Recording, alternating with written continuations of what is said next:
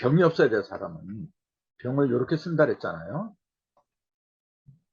요거는 얼음 빙자고, 얼었다는 얘기잖아요. 그래서 요거는 뭐냐면은, 엄이잖아요, 이게. 언덕을 말하는 거죠, 이게. 높은 언덕. 그 속에 병자가 들어간 거. 병은 숫자로 말하면 7이라 했잖아요. 갑일병자한테 7, 8을 말한 거예요, 이게 지금. 그럼 7화는 뭐냐면 가장 밝은 빛을 말하는 거죠. 따뜻한 불은 뭐냐, 음화라 해서 그건 이화라고 하는 거고, 7화는 뭐냐면은 빛나는 거죠, 있잖아요. 어둠을 밝히고 뜨겁게 만들고. 요새 굉장히 뜨거운데 그건 7화에 해당하는 거죠. 이제. 그러면은 그 빛이나 열 같은 거는 밖으로 나와야 돼요. 밖으로 나와야만이 어둠을 밝히고 또 빛을 필요로 하는 모든 식물과 생물들한테 생기를 갖다가 공급해 주거든요. 근데 요 7이 밖으로 나오지 못하고 그 글발 속에 들어가 앉아 있어 가지고 얼어 터진 거예요. 그래서 병을 없애는 요령은 뭐냐면 이 7화 숫자 7 갖다가 겉으로 밖으로 뿜어내게 만드는 겁니다. 이 속에 이렇게 숨겨 있는 거 나오고 싶어도 이게 못 나와요, 지금 이게. 그럼 이거 갖다 밖으로 끄집어내는 거. 그럼 병이 없어져요. 그러면은 요 7을 갖다가 어떻게 해서 밖으로 끄집어내느냐. 요게 관건이에요. 이 7은 반드시 6을 평서 나오게 돼 있어요. 그건 뭐냐면은 사과 가름 뒤에서 3번 가르니까 6개의 열십자가 이렇게 겉으로 나왔다 그랬잖아요. 열십자가 이렇게 나왔다는 얘기는 뭐냐면은 중심이 섰다는 얘기죠, 이게. 그럼 그 중심은 원래 여기서, 요 중심에서 나온 거예요, 이게. 전부 다 요 중심에서 중심으로 이렇게 통하는 거예요, 이게 지금. 요걸 갖다 일이라고 하는데, 일이라고 할 때 뭐냐면 6개 없을 때는 그냥 일이었지. 근데 6개가 생기는 순간에는 1 더하기 6 하니까 요게 7이죠, 이제. 요게. 요 7이 바로 요거예요, 요거. 이 7이 전부 다 빛을 발산하고, 태양이나 마찬가지죠. 태양은 밖으로 나와야지. 그럼 어떻게 나오냐면은 요 통로를 따라서 나온 거예요. 그 통로를 따르면 6개가 되잖아요, 이게 지금. 6을 따라서 나오는 거라. 그게 기잖아요. 6기를 따라서 나와야 돼요. 그 병을 없애는 기본적인 요령이 바로 그거예요. 어떻게 하면 내 속의 육합, 요거 이제 상하, 전후, 좌우, 요걸 갖다 육합이라 해요. 그 육합을 통해서 이 7 속에 들어있는 열과 빛이 골고루 이렇게 나오느냐, 막힘없이 나오느냐, 그 얘기예요. 그렇게 하면 병 없어요, 여러분. 어느 한쪽이 막히니까 병이 생기는 거죠. 이거는 의학으로 풀 수 있는 성질이 못 돼요, 이거는 영적으로, 0으로 들어가야만 가능해요. 6이라는 숫자가 본래 0에서 나온 거거든요. 0의 표면에 생긴 게 6이란 말이에요. 이게 지금 0은 이렇게 하잖아요. 표면에 6개가 이렇게 생겼어요. 이렇게. 이게 6이에요. 지금. 0하고 6은 본래 같은 거예요. 그래서 0이 표면으로 나온 게 6이고 6이 내면으로 들어가면 안 보여요. 안 보이는 게 0이고 0하고 6은 본래 같은 겁니다. 0이 다 자라서 형성으로 드러나는 게 6이야. 1이 다 자라서 형성으로 드러나면 7이고 2가 다 자라서 형성으로 드러나는 게 8이고 3이 다 자라서 형성으로 드러나면 9고 4가 형성으로 드러나면 10이고 5가 형성으로 드러나면 11이 되고 이런 거예요. 6이라는 숫자는 다 자라게 이렇게 막힘이 없이 다 안에 있는 걸 밖으로 드러내게 하는 통로가 6입니다. 그게 6기예요. 6가지 기운. 이게 음력으로 벌어진 12경락이라 했잖아요. 그래서 우리 조상들이 옛날부터 12경락을 이렇게 중요시했던 거예요.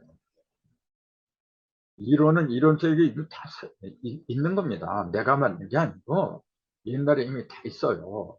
근데 이걸 갖다가 통하게 하는 그 요령 같은 거, 그게 다양했죠.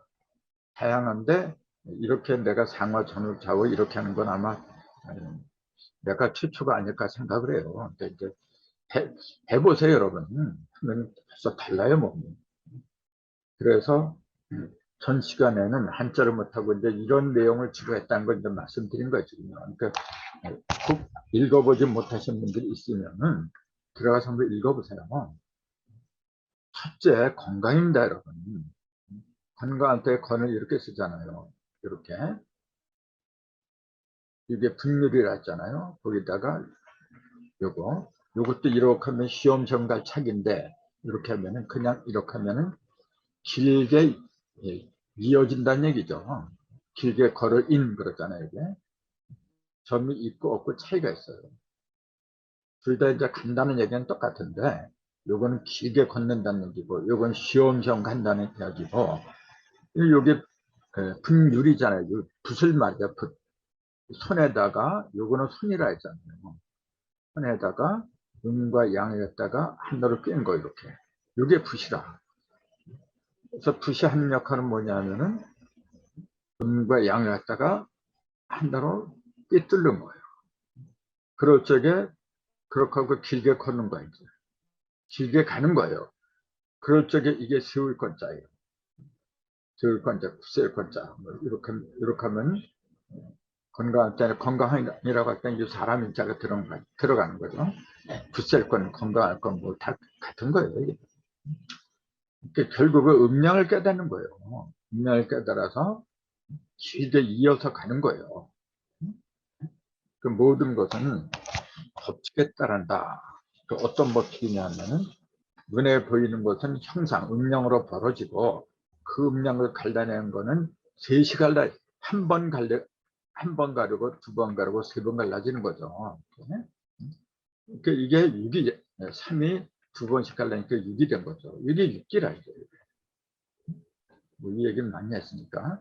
근데 아무튼 제가 이런 말씀을 자꾸 이렇게 강조하냐면 저도 70에 70, 이제 옛날 같으면 할아버지.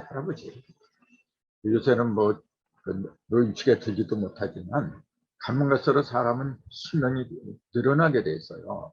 근데 대부분 물질에 의존하고 약물 같은 거 있잖아요. 약물에 의존하고 또 운동에 의존하고 다 좋긴 좋은데 문제는 뭐냐면요. 이 모든 것이 육기를 갖다가 어떻게 운영하느냐 거기에 딸려있는 거예요.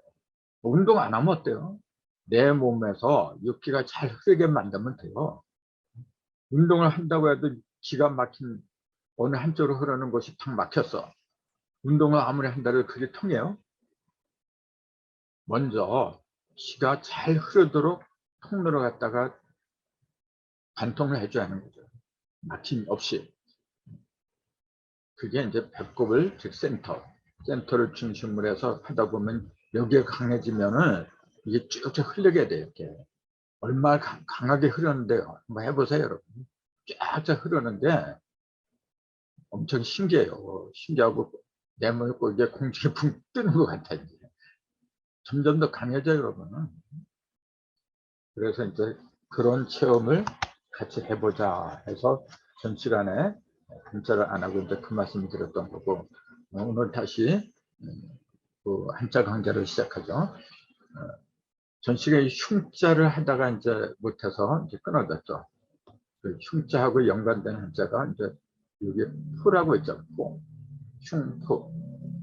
포는 이제 산업폭 그렇게 이제 사납다. 네. 이걸 보면은 위에 있는 태양 날짜가 있고 밑에 이렇게 요거는 함께 공자잖아요. 함께 양손을 이렇게 떠받쳐서 뭔가 이렇게 함께 하는 거죠. 그 밑에다가 요게 뭐냐 물숫자거든. 물숫자를 이렇게 쓰잖아요. 근데 원래는 이렇게 썼어요. 이거나 똑같은 거예요. 이렇게 요건 이어지게 하지만 요건 떨어지게 하니까 다른 것처럼 보이는데 안 그래요. 여기 이음이 이렇게 되는 거고 요것도 이음이 이렇게 되는 거고 이렇게 쓰는 한자도 많이 있어요. 요건 물수자예요.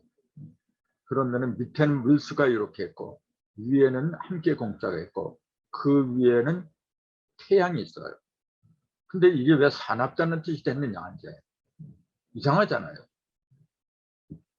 그러면은 위에서는 탱이 내리쬐요. 근데 어떤 상태에서 내리쬐냐면은 밑에 물이 들어가 있어요. 물이. 그냥 찬물이 아니고 그냥 토목, 만물에다 이렇게 내리비치면은 뭐 사납다 그런 표현이 없어. 표현을 할 수가 없는데 이 속에 물이 들어있기 때문에 그런 거예요. 왜냐하면은 물은 차가운 거거든. 그 물을 갖다가 덮여야 돼요. 그러려면 이게 그냥 보통 평범하게 해서는 안 되는 거예요. 태양이. 그래서 아주 뜨겁게 비춰야 돼. 그래야만이 맨 밑에 들어있는 이 물도 뜨거워져. 그래서 사납게 한다. 맹렬하다. 그래서 산월폭이라고 하게 됐더라. 그 말이죠. 그래서 산월공이 함께 공과 물 숫자가 같은 문자라는 걸 감안하면 이해가 될 것이다.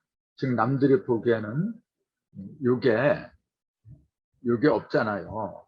그럼 요거만 있잖아요. 이렇게 요거만 있으면은 공산월공이에요. 이게 속에다가 물을 갖다가 감추고 물을 감췄다는 그 얘기 뭐냐면은 침착하다 그런 얘기죠. 침착하고 남들 땐 차분하고 그러니까 공손한 것처럼 보이는 거예요. 이게 그래서 공손의 공이다. 남들이 보기에는 매우 공손한 것처럼 보이면서 속으로는 냉정하죠. 이게 그거 갖다가 뜨겁게 달구려면은 보통 평범하게서는 안 되는 거죠. 태양이 그 뜨겁게 평소보다 더 뜨겁게 빛을 내리쬐야 되니까 그래서 산업폭이라고 한 게 된 게 아닌가 그렇게 이제 나는 생각을 하는 거죠. 이것도 이제 그 사전에 이런 풀이가 없어요. 그 다음에 흉기, 이거는 뭐 그릇기라고 하는 건 뭐 다 알 거예요. 흉기, 남을 죽이는 그릇이다. 근데 그릇을 갖다 연장으로 가니까 사람을 죽이거나 해친 데서는 연장이다. 그걸 흉기라 하잖아요. 그럼 그릇을 왜 이렇게 쓰느냐. 그런 생각도 해야 되잖아요. 입구자가 4개가 있어 이렇게 보니까. 하나, 둘, 셋, 4개가 있어요. 그리고 가운데 들어간 게 개견자예요, 이게. 그 개하고 4개 그릇하고 그걸 왜 그릇이라고 그래? 그 이상하잖아요. 근데 4개의 입구자가 4개가 붙는 그게 글자예요. 그 자체가 문입습이라 해요. 문입은 뭐냐면 입이 많다 그런 얘기죠. 이제 뭇사람의 입이다. 이제 그런 얘기니까 입이 4개나 되니까 많다 그런 얘기니까 문입 그렇게 얘기한 거예요. 근데 왜 가운데다 개견자를 집어넣느냐 이제 그 개견자를 옛날에는 이 개고기 있잖아요. 개고기를 4개 접시, 그 접시가 4개잖아요. 이게 4개 접시에 털어서 먹는 거 그림 문자라고 나와 있어요. 이게 사전에는 전부 다 그렇게 설명해 놨어요. 실제로 그러니까 이게 개고기를 4군데 그릇에 나눠서 이렇게 받치는 거죠. 이제 그거는 이제 눈에 보이는 현상을 이제 가리킨 거고 그 영적인 의미로 본다면은 개를 갖다가 왜 큰 대자에다가 점을 찍은 걸로 얘기를 했느냐. 개는 이것도 있고 이것도 있고 2가지를 하잖아요. 개구자. 우리가 보통 개고기를 말할 때는 구탕이라 그래요. 이제 끓을 탕자 이렇게 쓰잖아요. 이렇게 구탕. 견탕이란 말은 안 해요. 그래서 개견하고 구하고 같은 개지만은 견이라고 할 때하고 구라고 할 때하고 차이가 있죠. 견은 높은 거예요. 그래서 여기 큰 개견이라 그래요. 구는 그냥 똥개를 말한 거야 이게 지금. 구를 개를 갖다가 좀 높여서 그렇게 말. 그래서 큰 대자를 집어넣은 거예요. 거기다가 점을 찍는 거고. 요거는 뭐냐면 개사슴녹변이라고 보통 그러죠. 요런 글자를 들으면 전부 다 이제 동물에 해당, 동물을 그릴 때는 이렇게 써요. 여기. 어쨌건 견하고 구하고 2가지가 있는데 4개의 그릇 속에다가 개고기로 이렇게 나눈 거예요. 이렇게. 그럼 구가 아니라 개견자, 큰 대자에다 점을 찍은 그 이유는 전에 잠깐 말씀을 드린 걸 기억하는데 큰 대자에다가 점을 이렇게 찍었잖아요. 이 큰 대자는 뭐냐면 음과 양을 합한 거잖아요. 음과 양을 갖다가 이렇게 하나로 합한 거예요. 뭐가 큰 거냐? 음과 양이 합해지면 커요. 음과 양이 각각 떨어지면 약한 거고, 그건 뭐 당연한 얘기잖아요. 근데 합한 것 중에서도 오른쪽 상방, 우상방이죠. 여기다 점을 찍어요. 이게 뭐냐면은 이게 자오 하면 이게 밑자리예요. 좌오미 신유 이렇게 할 적에 선한방이죠. 이게 선한방. 이게 뭐냐면은 여기선 선천이 다 끝나면서 후천이 시작을 하죠. 이게 그러면서 선천에서 후천으로 넘어가는 그 초입을 말하는 거죠. 그 요거한테 입추라래요. 그래서 가을로 접어드는 지점이다. 입추다. 여기 입추예요. 그 다음에 여기가 추분이고 여기 입동이고 그 다음에 여기가 금지고 뭔데 그런 길을 쭉 나가잖아요. 요 큰 대자다가 점을 찍은 여기가 어디냐 하면은 사실은 입추 열매를 맺기 시작하는 그 지점이다. 이제 그렇게 보는 거죠. 그 설명을 이렇게 하는 거예요. 개는 큰 대자는 본래 왼편의 양과 오른편의 음의 하나로 이렇게 통일한 모습이다. 그 음양의 합을 가리킨 것인데 그건 쉽게 말하면 두 천의 열매가 맺어지는 상태를 가리킨 것이고 열매가 맺기 시작하는 지점은 우상방, 그 선한방의 입추를 가리키기 때문에 큰 대자다 점을 찍은 문자로 상징한 셈입니다. 근데 그걸 왜 개라고 했느냐 그 얘기예요.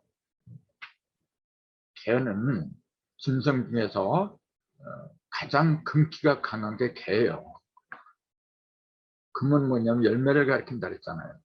단단한 열매. 부처는 금기가 강한 걸 말한 거잖아요.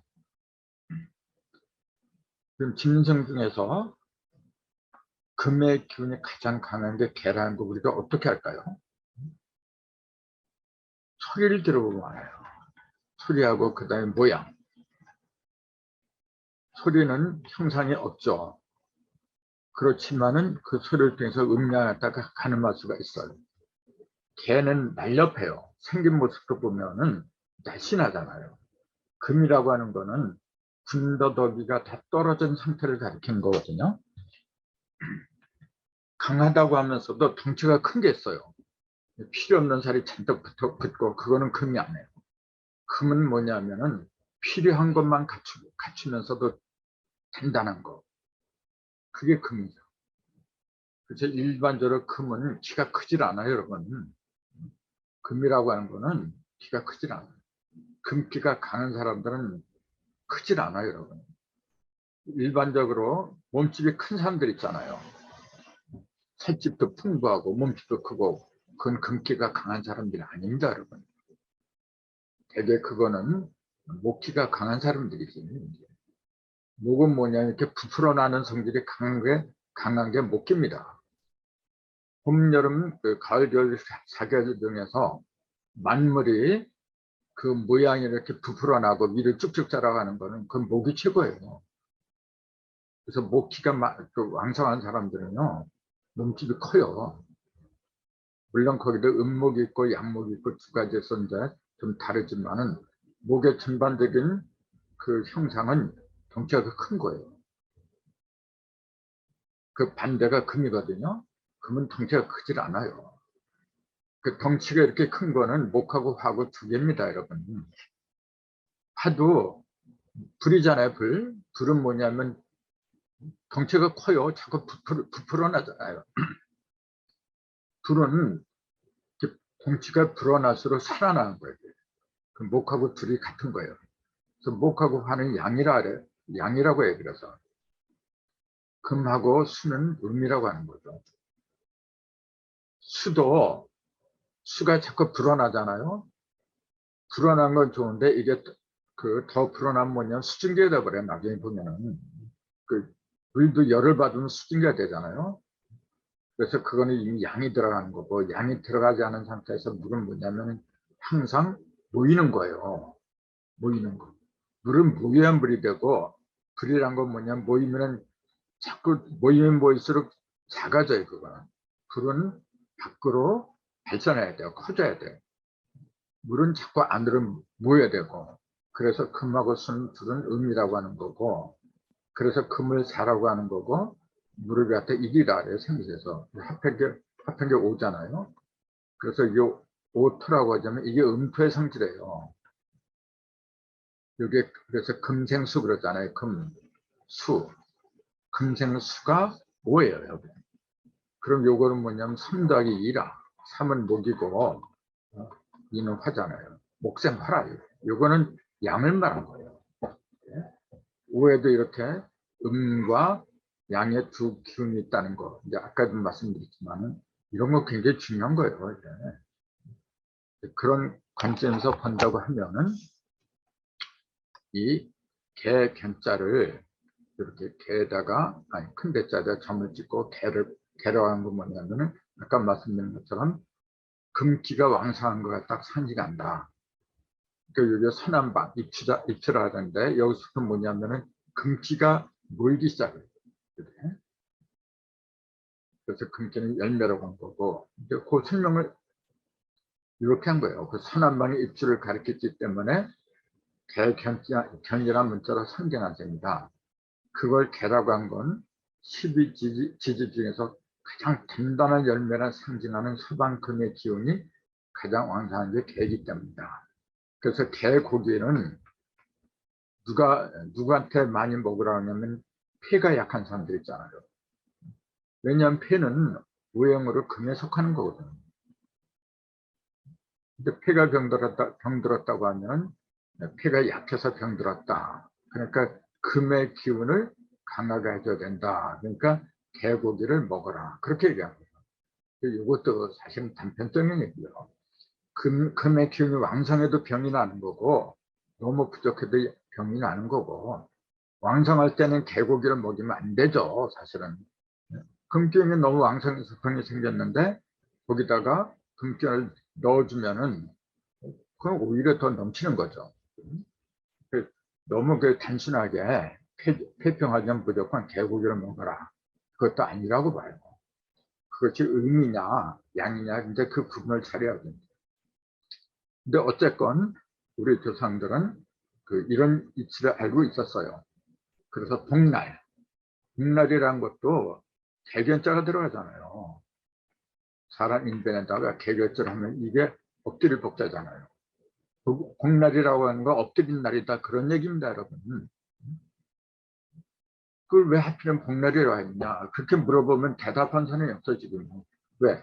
한자를 몰라요 지금. 엎드릴 복자. 그럼 뭐가 엎드렸냐? 그러니까 전부 다 뭐냐면 사람이 기른 개가 사람 밑에 엎드렸다. 그게 복날하고 무슨 상관이 있어요? 그게 아니고 뭐가 엎드렸다고 했느냐면은 금기운이 개는 금기운이잖아요. 금기운이 발산을 못하고 밖으로 이렇게 튀어나와야만이 되는 건데 발산을 못하고 안에 웅크리고 있다 그 얘기예요.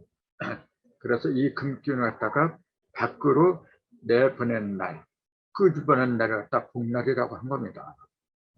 그래서 그렇게 하기 위해서 뭐냐면은 금기운을 많이 갖고 있는 개고기를 먹어라 이제 그 얘기예요. 그 어떤 이치를 일러주려고 한 거지. 꼭 개고기를 먹어야 된다 그건 아니겠죠. 그래서 그런 이치를 갖다가 일러주려고 개견자를 쓰고 거기다가 입구자 4개를 이렇게 하면은 이렇게 그릇기자가 된 거죠. 그러니까 요걸 그릇기라고 했는데 그릇에는 명자도 있다 그랬잖아요. 이렇게 여기다가 삐침별하면 피혈자가 되는데 삐침별이 없으면 그릇 명자예요. 여기 지금 요게 요것도 그릇이고 요것도 그릇인데 둘의 차이는 뭐냐면 제사상에 주로 쓰는 그릇은 명이라 그래요. 요건 그냥 일반 우리가 식생활에서 쓰는 거고 이게. 근데 이제 이 그릇을 왜 이렇게 썼느냐 하면은 금 기운을 갖다가 단단하게 하기 위해서 사방으로